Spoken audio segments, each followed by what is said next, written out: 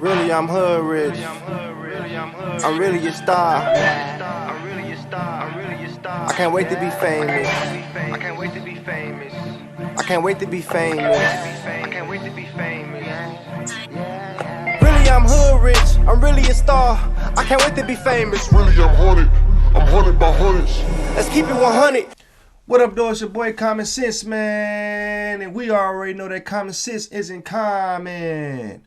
Alright, look, so today, man, we got that boy LeBron James with his new podcast, Mind the Game. Co-host JJ Redick. You feel me? Now I'm your boy Common Sense. Like the video, because liking the video is more important than subscribing to the algorithm these days.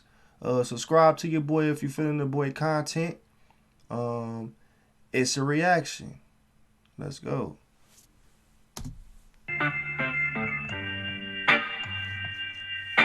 I ain't gonna lie, I'm excited about this podcast for real. What'd you bring? Well, we're going to start off. I brought two bottles. Chambertin 2012. I brought this. This is special.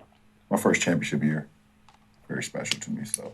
That's crazy. It's a good vintage in Burgundy. Very, very good vintage. And then Lynchbosch, 95. I just brought that. I just feel like that's a nice little aftershock. But I'm going to open the 2012 Chambertin, and then we could just... That's okay. It's more than okay with me. I heard you're a wine guy, too. Now, look, let me say this before they get started. Like I said earlier, I'm excited about this podcast. Why? Because it gives... I'm interested to see how my man see the game. Now, the podcast dropped 2 days ago. Already got 2 million views. Already got a lot of people up in a frenzy. Saying shit like, they don't like the co-host he picked. The co-host should have been black. He should have picked Carmelo. Chris Paul. To me, bro, I feel like anybody gonna have something to say, whatever it is you do. I don't give a fuck who it is. If it's me, if it's LeBron, if it's you, somebody always gonna have something to say. But it's interesting to see LeBron in the podcast setting. I honestly think he doing it to try to get back to the people because clearly he don't need the money. I know it's like you never can have enough money, but I feel like he's setting himself up for something after retirement. You feel me? That's just my opinion. Well, I told you this. We were originally supposed to record this first sit down in New York. Even though, so in anticipation of that, got enough money. He don't I actually brought 3 bottles of 89 Leroy Clos de Roche to the office, and obviously some things came up. We didn't make it work, so That's a great sound, by the way. we were both on the same page. We were both on the same page. Everything this man say about basketball is gonna be whole Funny, as I gold. called your game Wednesday night against the Clippers. You had just an insane fourth quarter, and I was talking about, as it relates to you, competitive stamina, which is simply the ability to do something at a high level and then get up the next day and do it again. And for you, that's happened season after season, year after year. I think the best players have a level of competitive stamina.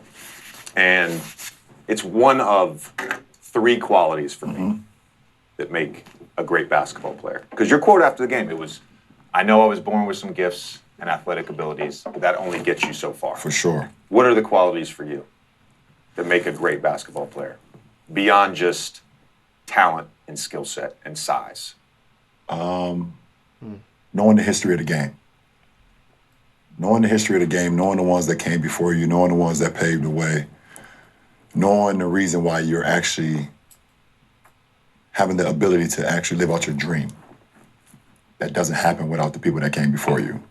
It doesn't happen without Bill Russell, going through what he went through during the civil rights movement and all those things. Oscar Robertson going on with what he had to deal with, during those times. It does not happen if they're able to just be pure in who they are. That allows us to now perform and do it with no care. Also, I think discipline at people, All right, hold on before you get into number 2. So listen, whatever this man say, like I said, bro, when it comes to basketball, it's gonna be hold as gold. If you paying attention, JJ Redick taking notes. I feel like a lot of people gonna be hanging on to every word he say. I wouldn't be surprised if everything, not everything this man say, but a lot of these clips from these episodes that he posts be on shows like First Take, Undisputed, other podcasts. You know what I mean? Like, because people gonna be taking in what he say and holding it to a high standard. Now that first quality that he gave, far as knowing the history, I feel like that's something that will keep a player humble for real, for real. Not making the player feel like the game is based upon or based around him, and it's like, bro, it's other players that came before you, and you here for a reason. I wasn't expecting him to say that, but well, people use that word so loosely. What does it mean to you? hold on. You have to, people that came before you. It doesn't happen without Bill Russell, going through what he went through during the civil rights movement and all those things. Oscar Robertson going on with what he had to deal with, during those times. It does not happen if they're able to just be pure in who they are. That allows us to now perform and do it with no care. Also, I think discipline at people, people use that word so loosely. What does it mean to you? You have to have the ability, when it comes to discipline, it's like you have to sacrifice loved ones. Hey, that sound You like have to some Illuminati sacrifice shit, loved for real, ones for for a long period of time if you want to be great. It is very unfortunate, and you feel it at times. You know the saying: if it's too hot, get the hell out of the kitchen. Yeah. Sometimes you just gotta get out of the kitchen because it gets hot. But you have to have a discipline. To sometimes you have to sacrifice loved ones in order to be great because they don't understand. Yeah. And that's okay. They don't They'll understand leave what it your means to, like, I am getting up every single day at 5 or 6 a.m. Hold on, listen. So, like he said, the second quality of being a great basketball player is having self-discipline. To me, I feel like having self-discipline or discipline, period, in anything you do is important. Like he just said, you got to sacrifice loved ones. Meaning, you got to be willing to lose loved ones. You got to be willing to tell them no. You got to be willing to pretty much not care what they think. You know what I'm saying? Outside of, like, clearly, like, his wife and kids and stuff like that. You feel me? But for the most part, loved ones can be friends and all that. You know what I'm saying? You got to care not to really be around them like that. You know what I'm saying? That's what I take when he said you got to be willing to lose loved ones. Now, a guy to his stature and what he got going on, I doubt if anybody trying to walk out of his life because it's LeBron James. You know what I'm saying? Yeah, that's a good one right there. And when I get home after everyone leaves the gym, I'm going to take a nap. So now you're sacrificing your loved ones because you're not spending time with them. And when I wake up, I'm probably going to train again. And then I'm going to have dinner. I mean, he the last one. And then I'm going to bed. And I'm going to do that every single day for a long period of time. That's sacrificing and discipline. And for me, I was 18 when I came into the league. So I got my best friends from high school that's now in college. Yeah. I got one that's at Ohio State. I got two that's at the University of Akron. I have another one that's at a school in West Virginia, Fairmount State. And they're calling me, telling me, hey, bro, you gotta come down to these parties. You're not going to college. You're never going to be in college. And I couldn't do it. Couldn't do it. I look back on it now. I wish I would have done a few of them. I'm not gonna lie. I'm not gonna lie. I wish I did. But then The third thing JJ asked, do you really love the game? Yeah. Like, do you really love the game? And I'm not just talking about like wins and losses. Do you really love the process of the game and everything So that clearly, happens he care before about the mindset. the referee does like this? It's that mindset that's That's the important. easy part. You know this. You know this. You was one of the first ones in the gym, one of the last ones to leave. Yeah. Everyone sees when the cameras are rolling and the 20,000 fans are there and the cheerleaders are dancing and the popcorn is popping and the celebrities are sitting in celebrity row. But like, who has the love for the game when nobody is there? You know? I love all of that. And it's interesting, the love of the game part is so funny to me because I think there's a distinction. All right, so look, the love of the game, that's his third one. And to be honest with you, from what I just heard, it's damn near impossible to do the first two without having the last one, the love of the game. You're not finna have discipline if you don't love the game, because you're not finna be practicing like you need to be. You ain't gonna have the discipline to be practicing like you need to be.